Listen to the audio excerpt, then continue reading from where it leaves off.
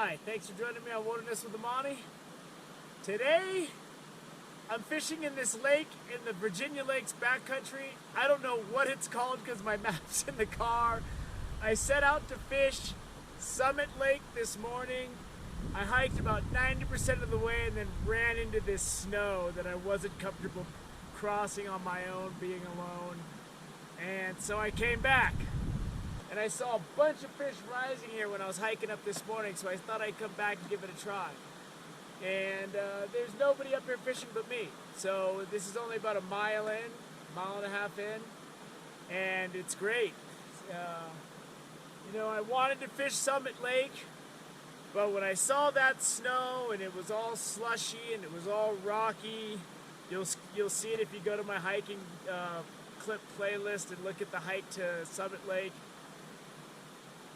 The thing that I know when I see something like that, death, catastrophic injury, or with the things that happen leading up to eventual death after an agonizing few days of survival in the woods, happens fast.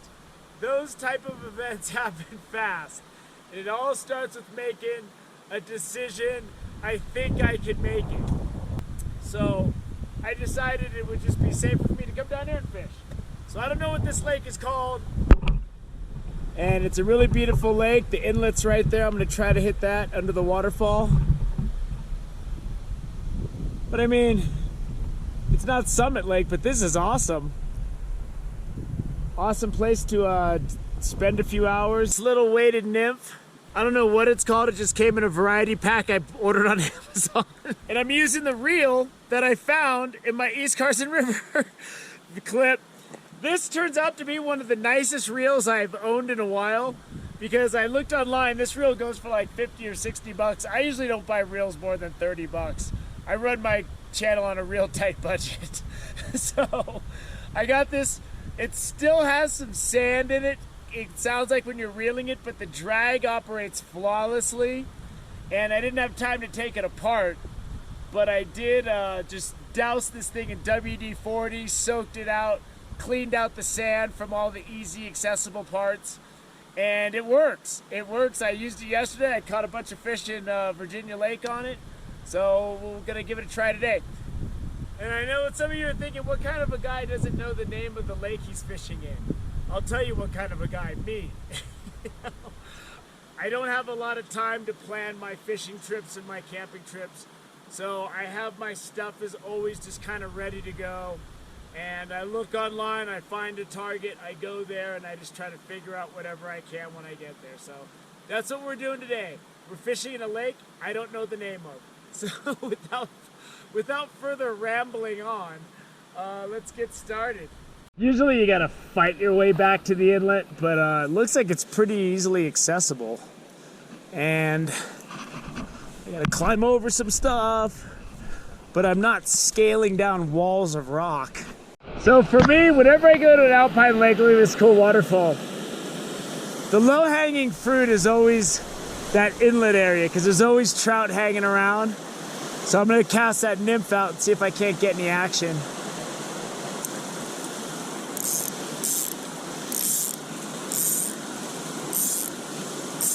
I'm getting brave with my back casting. There's trees back there. All right, let's see what we got here. See if anything's lurking.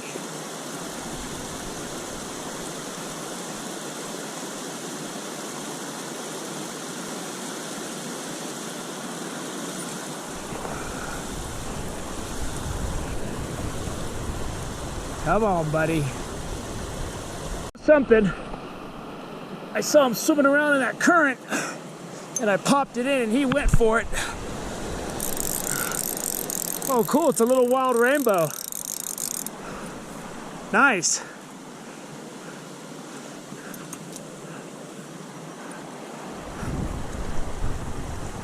And I saw him just darting in and out of the current. I threw this nymph out and he just smacked it. See if I can land him. Come on, buddy. Come on, buddy. Got him. try to hold him up for a second. He's ready to go, man. He ain't gonna last long. He goes, look at that red stripe. It's just bright red gills. And there he goes. He is not hanging out for a second, boy. Woo! I wasn't getting a lot of bites, and I saw him swim by. And I just popped that nymph right in front of him, and he just nailed it. And I didn't think there were going to be rainbows in here. I thought it was going to be all brook trout, but that's a beautiful fish, man. That made my day right there. Yeah, these wild rainbows are hanging out. I shortened my leader to about 4 feet because these rainbows are chasing each other around in this current. Check him out. He's got a little bit more yellow to him. That's a beauty. Here's what I'm using, this little guy with this red, and that seems to be working. And these fish are chasing each other into these. There's one swimming right there in the pool. They're chasing each other around. They're being really finicky. So what I did is I shortened my leader to 4 feet because the impact zone where I'm trying to run my stuff is really tight. And if I throw it, if I have a really long leader, I can't control it. And I'm not using a strike indicator. So I'm gonna keep trying to fish this pattern because I love catching these little wild rainbows, boy. I love it. I just caught one in this little tiny stream. I saw a couple of fish chasing each other around. Oh! Oh, he's running upstream! He's running upstream!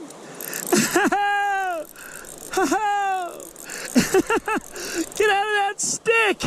Get out of that tree! Ah! That was awesome!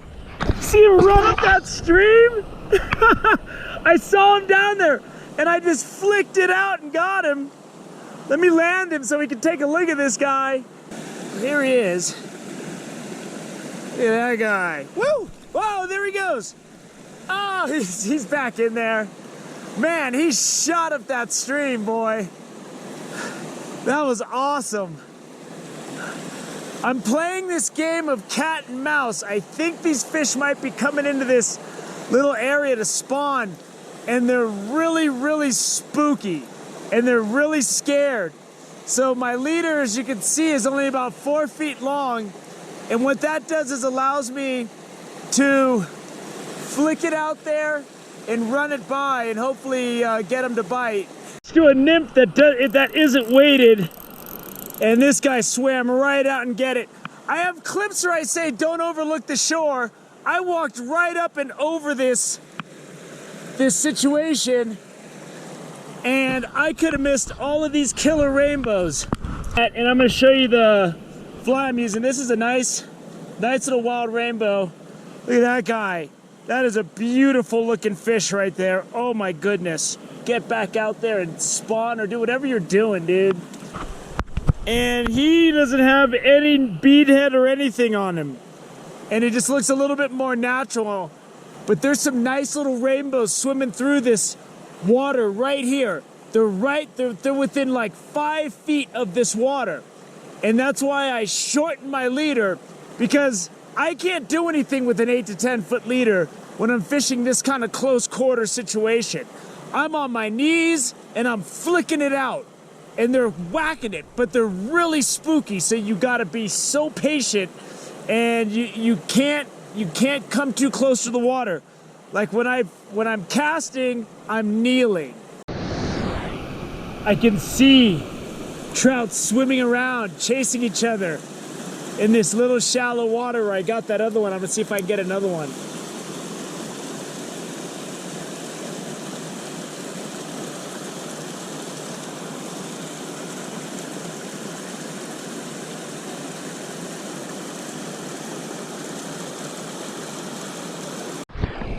Man, I just cast it over. I failed to record me catching a female, the only female I've hit so far. All of these have been spawning males. I think they're spawning, I don't know. I thought I was gonna come up here and just catch some brook trout. Look at that guy's color. He is just bright and beautiful. Look at that guy, get back out there. I'll show you what I did to get that guy. I switched my bead head again. It has a little bit more shine on it. Like that. With this short leader that's only now about 4.5 feet, maybe 5 feet, I just whipped it over across that current and drifted it through, and he just nailed that, man. The second I set the hook, that fish jumped. But a lot of fishing's making adjustments. I came down, I made a bunch of casts. I didn't catch anything. And I figured out that's because I was scaring everything away by standing over where the fish were. So, you know, there's a lot of the ways I fly fish just aren't stuff I've read or done. I've just hit these situations before and I just worked it out. So that's just what we're doing today. We're just working it out. Drop that nymph right on top of them. There are 3 of them bunched up. And this is tricky fishing, man. This is on your knees fishing. Come on, buddy. But these are nice fish for this little flat water. So fishing a little flat stream like this is a challenge. You really gotta be on top of things and your leader's gotta be really short. I shortened my leader to about 3.5 feet to deal with this little run of water. But I was able to get this nice rainbow out of there. Whoa! There he goes. But he was right under this undercut bank right here, and I drifted through and there's still fish. So I'm gonna let this calm down and I'm gonna come back one more time before I leave. It looks like the storm clouds are coming back and I'm not ready for rain, so, but I'm having a great time. I'm glad I didn't go to Summit Lake and I was able to play with these beautiful rainbows.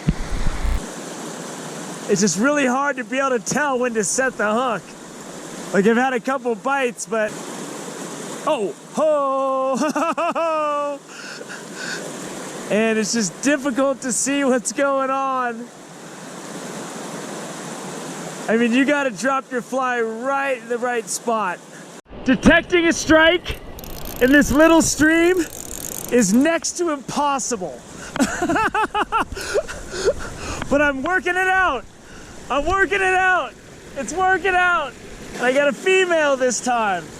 And I put on that bright red fly. You can see it in the corner of her mouth. To get that out of there.